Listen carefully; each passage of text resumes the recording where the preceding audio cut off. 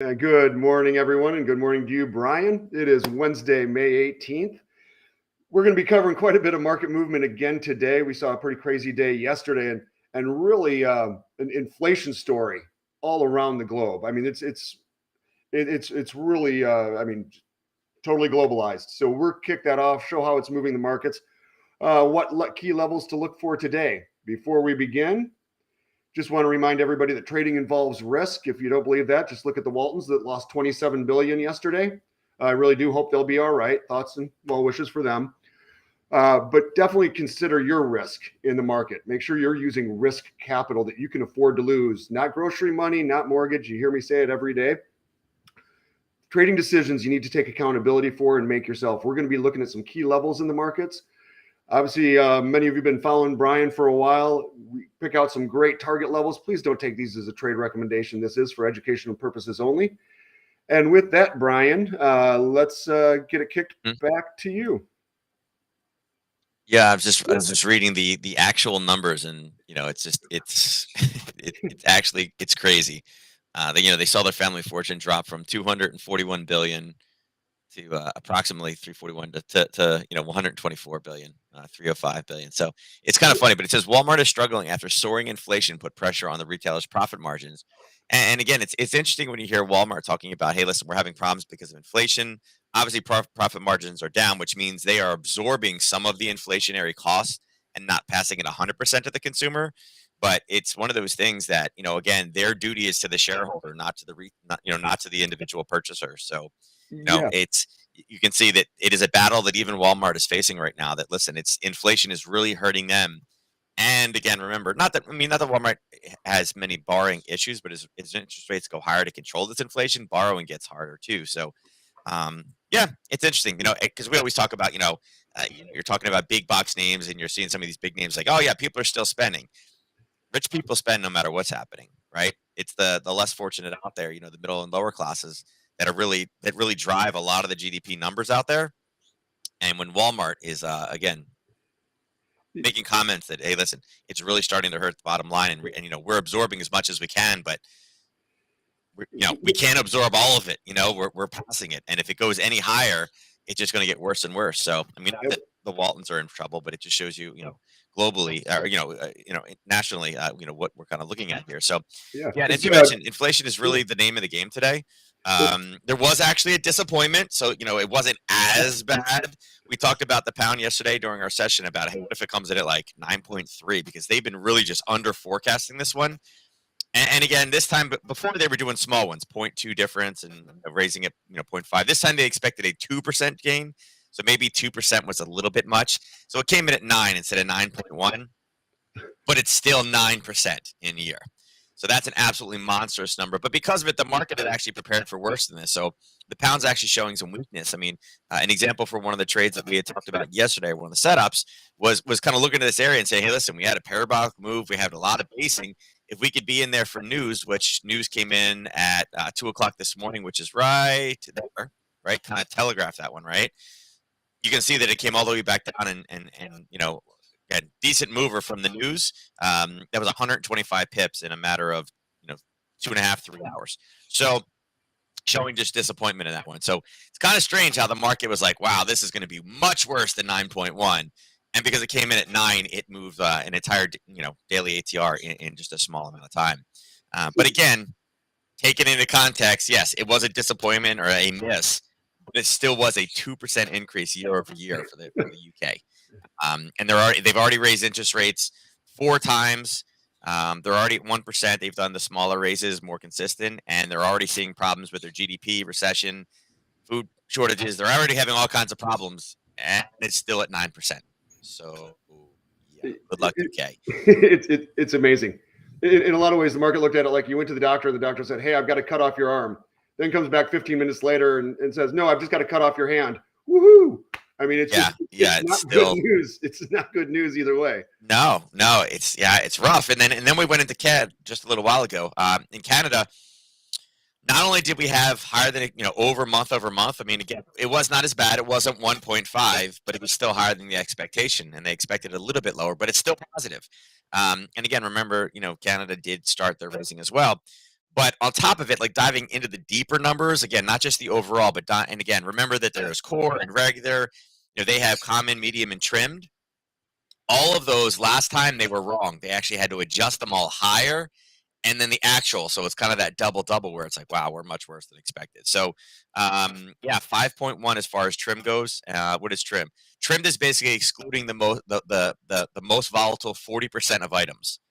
So again, you're talking about the ones that are all crazy. I'll get rid of those. We don't need those. It's still up 5.1%, and the mandate is 2%. That's what's considered healthy. So, it says, consumer prices rose 6.8% year over year, a slight increase from 6.8. So, yeah, 6.8 year over year is kind of what they're looking at is their full year over year number. It's not quite UK 9, but remember, theirs also has a lot to do with oil and things. So, yeah, again, we're seeing the same story. Now, the only reason why we're not seeing probably huge, monstrous movement in the dollar CAD right now is because we are getting a little bit of a reprieve in oil right now. And that's something I think we should talk about. Again, the inflation story is no different, but yesterday we did get a bounce, right at the end of the day, right off that 111.96 area that we had talked about. It was at 23.6, and it had an initial pullback, and then bam, we gapped all the way down, and we're kind of holding. But we're getting a little bit of a reprieve here in oil. So, I mean, yesterday we were up at one point at 15.50, being back down. Not that 111.50 is cheap. I mean, it has dropped $4 here. That means we're going to get, I don't know, what, maybe 1/100th of a penny at the pump. It does not translate directly across. So we're not going to get a gigantic reprieve there. But the reality is, I mean, again, we do have oil inventory reports today. That's something that we need to look out for. Actually, I didn't even pull it up. Let me grab the website real quick for the API oil inventory report. What is that? There we go. So I mentioned it earlier on Monday. I said, what if we had a big, last week we had a huge surplus, 8.5 million barrels. And I said, what if we had negative this week? I mean, what if it was big, like a -5? Right now, the industry-specific report, they were expecting a surplus again of 1.5. It actually came in a little bit negative, -2.4. So, now the question is this reprieve? Is this kind of pullback? Is this preparing for, kind of a big government report? And again, what happens if we do come in at a -5 million barrels? That's quite a big jump. There's a little bit of an over-adjustment issue there. Could this be really kind of the rally point, or are they expecting that API number is just totally false and it is going to come in at a 5 million surplus? And then will we get the pushback down again? So, I think interesting levels of this one today. Again, we're right at the 23.6 level. It did kind of gap below it a little bit, and then kind of is reestablishing itself. There are bars below, and I think any topside targets, I'd be looking at the 114.83-ish range. One number, and again, if you take this easy, high to low fib, low to high fib, another area, and there is kind of a level down there, is this level, and this is at the 50% retracement level. So a lot of people will be looking at that 107.16. That would be awesome. Coming from 115 to 107 in 2 days, that would be great. I don't know if it's going to lower our gas prices, but it would be. It's the first. Put it this way, I don't know that it can make it worse, unless we, again, after Memorial Day when the summer gases kick in, that's going to be a whole separate story. So I don't know. Maybe we get a week of cheap gas and then it'll go to 450 or whatever. But those would be levels I'd watch out for. And again, this would be, if it is a really bad number, that would be the target down. But look to see how this one opens up. Look for that pre-positioning, and remember, we mention it every week, and pretty much every week it's working. Majority of the time. The 35-1 strategy that we did the webinar on for how to trade news, I'd look at it for this one. I think today this could be an interesting mover. But beyond that, the VIX is always something we mention. Again, the inflation story is there. We got some pretty interesting comments from Powell yesterday, but the market kind of shrugged it off like, whatever. Like it was kind of strange. I did expect hawkish statements from him based off of kind of how he always provides, like, all right, this is what we're going to do, and it's weak, and then he talks really, really strong. And then when he comes to action, it's really, really weak again. That's kind of been his go-to. But some of the comments, neutral is not necessarily a stopping point. If we have to go beyond neutral, we will not hesitate. We'll continue to raise interest rates until we see inflation coming down. We will tighten until we are at a place where financial conditions are appropriate and inflation is coming down. Again, way too hybrid, use everything we can. It would have been better to raise rates earlier with hindsight. Wow. But it was transitory, Brian. Transitory. Well, transitory, and then he's like, let's front load this. And Bullard's like, hello, 7.5. let's Yeah. go, and nobody wanted to do it. They did a 0.25 on the first one. So And actually, I think Bullard actually called for 1 on the first one. But yeah, yeah, he was like shock and awe. I think one of the comments that struck me was where he came out and said he needed to cool demand. And I'm not sure I'm clear on what that, I'm not sure that there's a huge demand story here, other than people are paying a lot more for everything. And in a lot of cases, if you look at the housing component of the CPI, a lot of people are yep, rushing in to get it now before the rates go up and the long-term costs escalate. right. So I'm not sure Yeah, there's I a mean, real true demand. yeah, and it's strange, demand is typically dictated by supply. So it's interesting in presenting his position. People are, look at the baby food shortage. People are paying double and triple for baby food right now, right? For the formula. It's not yeah, the demand is high, but why is the demand high? It's because the supply isn't there, the supply is low. Like, we haven't heard demand issues in the last 2 years. We've heard supply chain issues. So it's interesting that he's talking about the demand. Um, I don't know. Maybe it's the alien thing again. Maybe the bullet alien this week is back in. I don't know. It's kind of just, we're now setting policy on the expectation we get relief from supply side. So I mean, yeah, there may be some supply side, but I don't know. I mean, if you look at to see what the main drivers of the inflation are, we already know what it is. It's food and energy. Well, what relief could you possibly get? The food thing is not going to get better. Where the supply chain shortages are coming from is China. They're using the food, not sending the food out.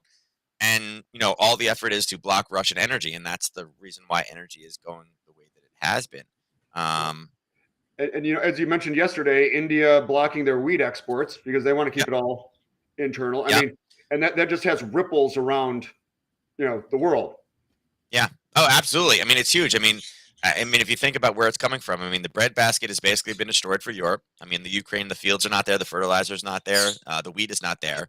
Russia's got plenty. China has signed an agreement there, and India also is another one that is a producer, but they use a lot too. They've said we're not sending India out. So the two biggest producers, basically in the world, well, of the three, one of them has been destroyed. Of the remaining two, one of them you don't want what he has because that's Russian wheat. We don't want Russian wheat because eating is not important.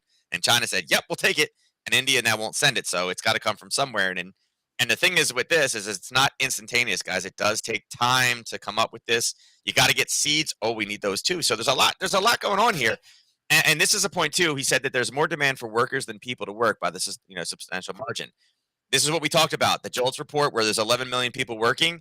Eventually, what will happen is if they can make the economy bad enough and the situation bad enough, companies will say, okay, we're going to put a hiring freeze on. We don't need to hire people right now. If they can lower the demand for those workers, that's what he's kind of saying, talking about what, lowering demand.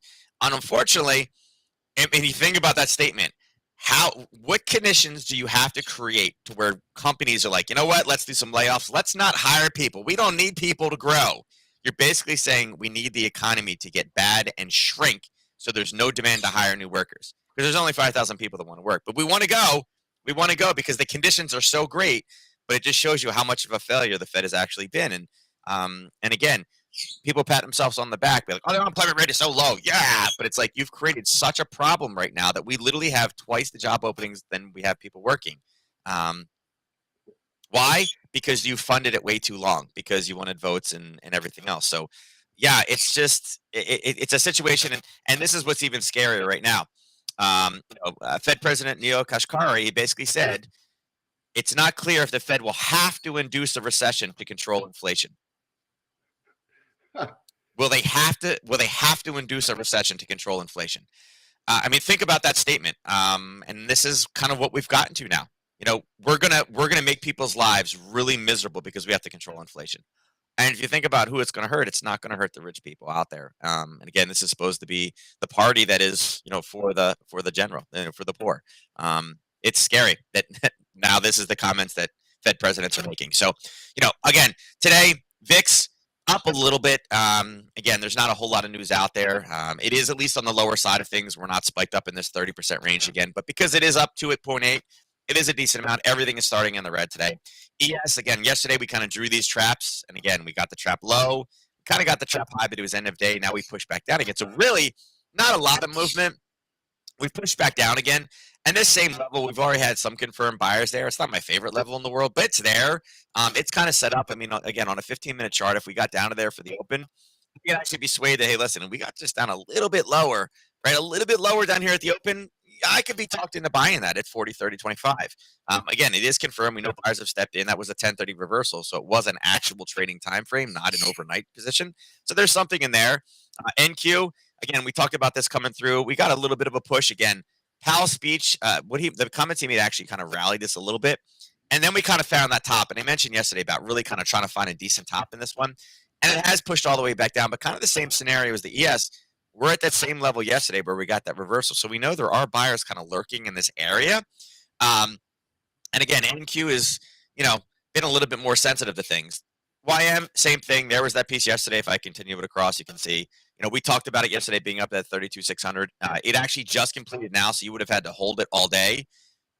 But it just pulled back down again. So it would have been more one of those overnight based trading positions. And again, same thing. It's back into an area we've seen sellers confirmed. Here's our original profit target where we talked about. So again, looking at the same spot. And then Russell, kind of the same thing. Again, it punched higher. We were waiting for some type of a pull through. There's kind of your hair powder of the drop and the confirmation entry of it. Yesterday we were sitting right around here. We talked about really getting a decent confirmation on it. It came in. It just came in at 8 o'clock this morning. So I would say of all of them, the Russell's the one that really doesn't have a whole lot of buying right below it. The other three do. As I mentioned, oil, we're kind of still stuck at that same level. Natural gas, unfortunately, we did some bouncing. It was a battle, and we talked about this yesterday, these two levels in here. Here's where we were sitting kind of early morning, and we talked about, hey, listen, we're in a level right now, but it's got a fight to get through. There's another level backstopping at the 786 there, and you can see it kind of bounce back and forth, bounce, and then kind of push lower again, and then found these buyers that help get through it. And we're kind of at that same level right now. But the reality is, while oil is pulling back, natural gas is just continuing to grind higher. And again, we have that upward target. We know once we pass this level, there is no indications really. There's a small level there, but no major selling coming in until 889. So it's like, wow, is $9 going to be on the radar? Gold did drop down a little bit. It actually didn't get stopped out from our basing level. We were looking for a little bit of a Harry Potter. Kind of got it, not the ideal opportunity here. Kind of pulled back again. We're still in that same range of that 815. Like I said, a lot of pointed comments about we need to go past, we need to crush inflation, we need to do everything we can. And we got a little bit of a pullback, right? A little bit of a pullback in here, but not nearly as much as it should have been based off the comments. Basically showing that the market doesn't believe a word that Powell is saying. So that's kind of a scary kind of piece in and of itself.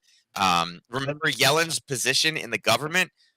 When that position used to talk, it was a major market mover, and now she shows up as a gray, a zero impact speech. Now Powell is saying we're going to go beyond neutral. We're going to crush it. We've screwed up already. We should have went in early, and there's no market reaction. The market is kind of looking at Powell as like, whatever, you're a talking head. It doesn't, we'll play it after the fact. What you say now doesn't telegraph anything. Your words don't mean anything. So that's kind of a scary thing too, because they were some really pointed statements. So who knows what the market will look to next for guidance. It's kind of scary. And then silver, obviously, holding that 2050 level. It's kind of grinding. I would say how yesterday was risk on. Today is more risk off. All the indices are down. Commodities are kind of mixed a little bit. They're a little bit jolted, but again, cryptos are straight down. Back under 30,000 for Bitcoin, Ethereum down 4.6%, Dogecoin down 4% again, back low again. And TLT kind of gapping up a little bit. So it's kind of the reversal of what we saw yesterday. It was risk on. Today is like, no, risk off. Walmart did bad. So that's it. Like I said, currencies, we're still getting that yen strength coming in, but I would say it's a little bit more mixed today. A little bit of euro strength, but the euro is not strong. It's just that the pound is weak because it's not as big as it was. So, euro strength is probably because didn't they say their inflation is stable, Brian? Yeah, it's stable at 7. What do we say? 7.8%. We found it. It's 7.4, 7.8, somewhere like that. Here it is. Yeah. Don't worry, guys. It's over. Euro, and listen to this statement. I'll read this and then we're going to roll for the day. The euro annual inflation rate was 7.4%. They're saying, well, at least we're not 9, right? In April, it was stable compared to March. A year earlier, the rate was 1.6%. European Union annual inflation was 8.1% in April. So it's not 9, but 8.1%. Up from 7.8 in March. So, but look at that. From 1 year ago, inflation was 1.6, was a little bit below the mandate, but not bad. Now we're at 7.4 is the annual inflation coming from there, right? And the entire European Union, 8.1. So, yeah, and some of these things are crazy. Malta 5.4. The highest rates were Estonia 19.1, Lithuania 16.6, Chesna 13.2. So again, remember, supposedly Russia is going to just completely implode because they're at 20%. Estonia is at 19.1, and they're part of the European Union. So, yeah, inflation. That's what we got. Absolutely. That's what we've got globally. Thank you very much, Brian. With that, we will wrap for today. Just want to remind everybody that this was for educational purposes. Please don't take it as a trade recommendation or a solicitation to buy or sell anything. Remember, take care of your risk. I was at Amos Hotstetter. I've said this before. Take care of your losses, and the profits take care of themselves. So with that, hope everybody has a great day. And Brian, we will catch you tomorrow.